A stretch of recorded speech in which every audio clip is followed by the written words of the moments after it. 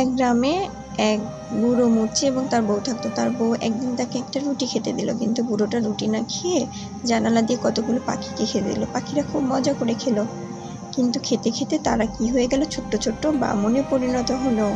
হওয়ার পরে তারা বুড়োর বাড়িতে আসলো। বুড়োর বাড়িতে এসে কেউ জুতা সেলাই করে, কেউ জুতাতে পিন মারে, কেউ জুতাতে রং করে, এরকম করে অনেক জুতা ঠিকঠাক করে একদম নতুন করে দিল। তারপরে তারা খুব মজা করে বুড়োর বিভিন্ন ধরনের কাজ করে দিচ্ছিল।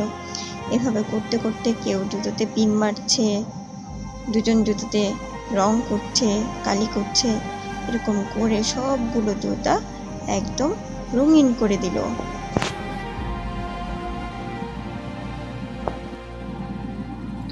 এভাবে তারা জুতাগুলোকে ধুয়ে মুছে একদম শোরুমে সুন্দর করে প্রত্যেকটা জুতা সাজিয়ে রাখলো। কি সুন্দর শোরুমটা, দেখতে খুব সুন্দর লাগছে। এবার বুড়ো আর বুড়ি এসে প্রদীপ জ্বালিয়ে শোরুমটা উদ্বোধন করলো। কত সুন্দর জুতার দোকান হয়েছে। বুড়ো আর বুড়ি তো ভারী খুশি।